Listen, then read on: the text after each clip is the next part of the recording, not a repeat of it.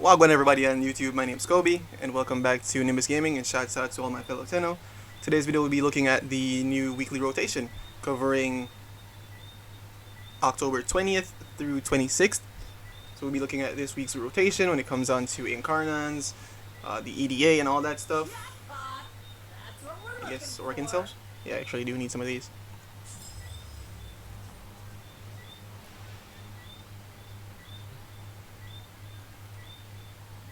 Alright, so firstly, just to start this off, let's go ahead and take a look at the Nightwave.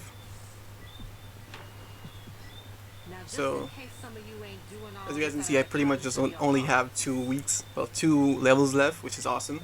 So we have the normal permanent weeklies, which are the kill 500 enemies, complete 50 missions, as well as 30 Eximus. Then we have, for these, we have complete an arbitration mission, very easy. This is to destroy 3 Necromech Vault Guardians, also very easy, especially if you're actually farming the Necromech yourself. That would be 2 birds, 1 stone. What's this? Complete 1 sortie. You were gonna do this anyways, so pretty easy. And this is complete 3 assassination missions. Very easy, very doable, so a very easy week overall. Add 1 decoration. That's super easy. You could even just place the drone that you got and deploy a glyph. Awesome. Alright, so let's go ahead and take a look at the credit shop, or the credit rewards, or credit offerings, I guess. As I said, you guys could always come here, get yourself catalysts, reactors, 10,000 kuva, or even some 19 extract. We have a few helmets, or helmets I should say. Nothing too crazy, these are all up to personal preference. And for the aura mods, we have enemy radar, blue detector, EMP aura, and infested impedance. We also have corrosive projections, corrosive projection, rifle amp, dreamer's bond, and scavenger, pistol scavenger. So we have a lot of aura mods this week. Out of these, I'd say corrosive projection is the best one here. Dreamer's bond, you should pretty much already have this. Everyone should have this, because you get this just by beating the first junction, and if you've already beaten the first junction, you should have gotten it in the mail. So everyone should have that. Then anything else here is up to you. Enemy radar is cool when it comes on certain builds.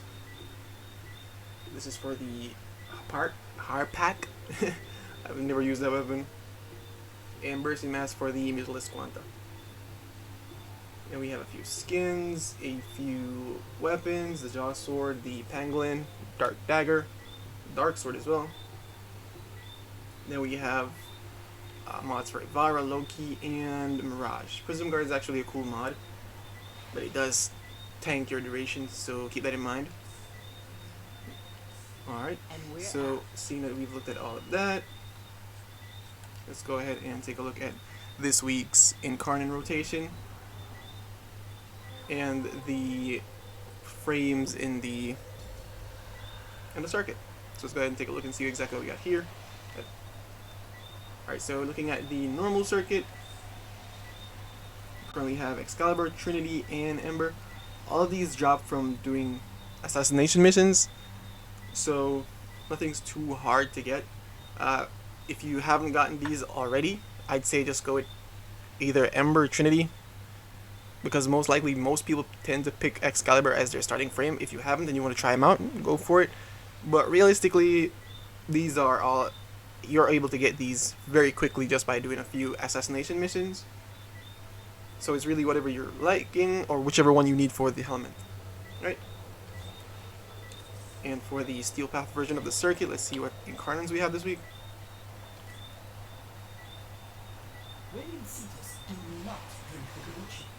So we have the Boar Incarnon, the Gamma Core, the Anku, the Gorgon, and the Angstrom. So for this week, these are weapons that I personally haven't really messed with much. The Boar is very good. The Boar is very, very good. I just haven't installed it because I haven't gotten around to getting the Boar Prime yet. So I tried it out on the regular Boar, then I took it off because I was like, yo, this is actually pretty cool, but I don't want to actually fully invest into their normal Boar. So I said, you know what, I'm just going to wait until I get the Boar Prime, which I haven't gotten yet. Still vaulted. Hopefully I get it soon. So essentially what this does, it's like a pseudo turret. So essentially you shoot out a few beams and they actually link to enemies. So it's something similar to the turret, similar to the tennocreate. And for the Gamma Core, essentially you go from an actual beam of it to firing out projectiles that, oh cool, damage cold explosion in the Warframe. Okay, cool. So it essentially it lobs out cold bombs, I guess. And the Anku, this is a very slash forward scythe. Based on some people's actual opinions on this, it sounds like it's actually pretty broken or pretty cool. So I'm actually working on getting this to trying it out. The Gorgon, it's whatever. The Angstrom is pretty cool as well. I think it does have a small ammo pool, but it's pretty cool. I don't like the normal fire of it, so sorry for that cut. There was a car in the background. The Angstrom is pretty cool. It's not super meta, but it's not terrible. It's an Incarnon at the end of the day, so it's pretty cool. I'd say give it a try. Give it a try, and you'll see if you like it. It essentially fires out a bunch of like fireballs that ricochet and hit multiple enemies in an AoE. And if you've already gotten all those, you could always come over and get yourself some ribbons or even some Kuba. Right, cool. So let's go ahead and take a look and see what we got in the Dorma Zone. Let's see what Acrithis has.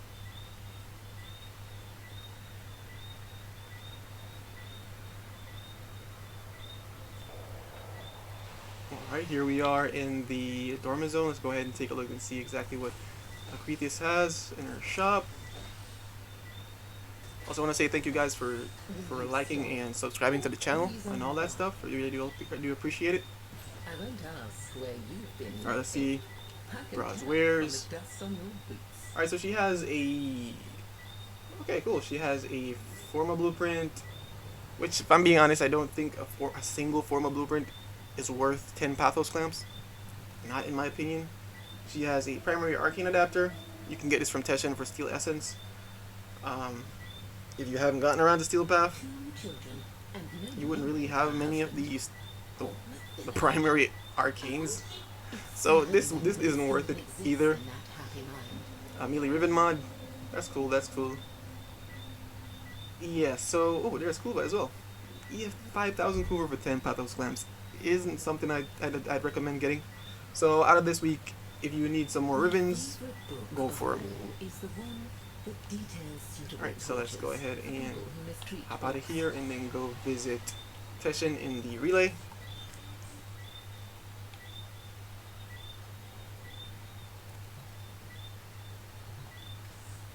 Alright, let's go ahead and take a trip to the Conclave. Let's go ahead and visit Teshin.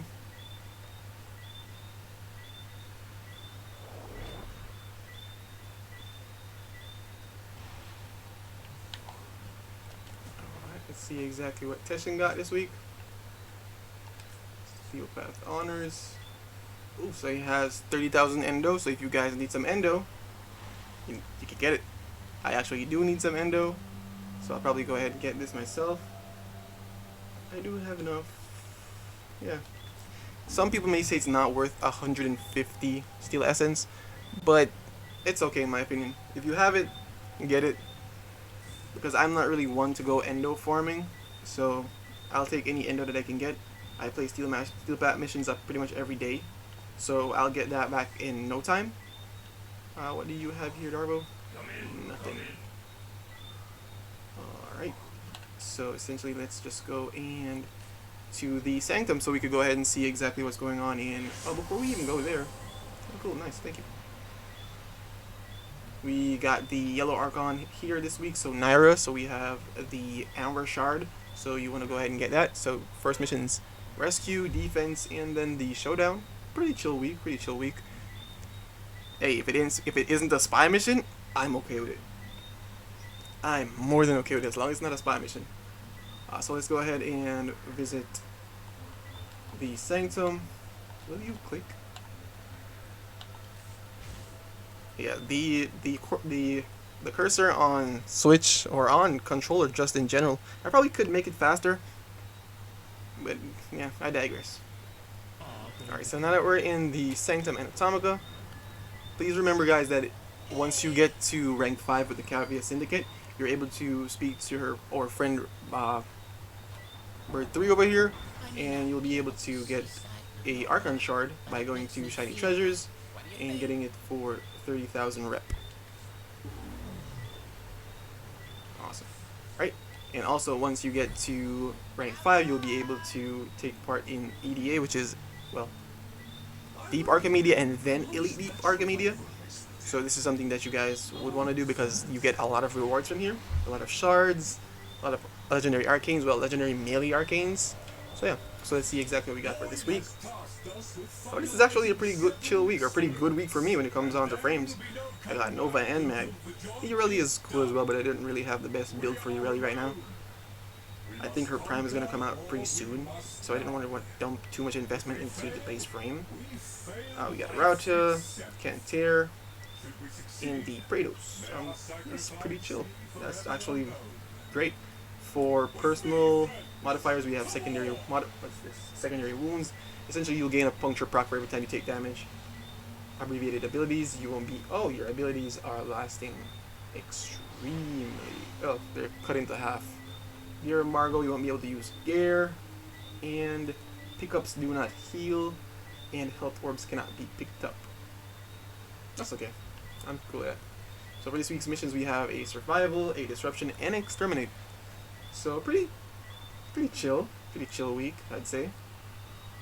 So for the modifiers in the Survival mission, we have the life support towers delivered are disabled, so you have to essentially eliminate the Necromechs as they spawn. Let's see here. The Arachnids, the dogs, the little dog robots, they essentially they'll just pull you in. Whenever they do that little explodey attack that procs you with magnetic procs you, it'll pull your Warframe in. So just be wary of that. And allies within 4 meters. Okay, cool. So essentially you'll get a lot more fire rate, but you'll lose a lot of ammo very quickly. And for Disruption, 2 okay, cool. So you'll have 2 Necromechs instead of 1, but their health is reduced. Okay, cool. Pretty chill. Enemies will slowly regenerate health. That's a bit annoying when it comes on to the Necromechs because they just become bullet sponge. If you're able to get them down quickly, then you'll just be there shooting them for a long time. And every enemy you slay, they burst with void energy. Please remember that energy spawns on you, not where the enemies die. And Exterminate missions, enemies take 90% less damage from non-weak point hits, so you make sure you want to hit some headshots. And for the little guys that look like clocks, you want to shoot them on their shoulders. Rupture and Fragments turn into, or they replace Shuffling Fragments. So these little guys are the arm guys. They explode for a lot of damage, so be wary of that, because they'll just sneak up on you and then explode, and they'll put you down real fast. And the okay, cool. So essentially the same dudes with like the clock look, they're gonna have weapons that do extra damage against Overguard and Necromechs. So just keep in mind of that as well. But other than that, it's a pretty chill week. The only thing here that I could see is a bit annoying is like Gear Embargo, but that's fine. That's pretty chill. Yes, you're gonna want to go ahead and sacrifice 2 of your Metrocell pulses to go ahead and actually get to do this. So yeah. So we're gonna go ahead and wrap it up here, guys. Thank you guys so much for joining me today. Hope you guys have fun. I hope you guys have a wonderful week, a great deep Archimedea and all that stuff. And yeah, thank you guys so much for joining me, so much for subscribing and all that stuff. I have a few videos working on. I'll be doing a few videos when it comes on to the best weapons for both new players and endgame players. So be on the lookout for that. Thank you guys. Peace.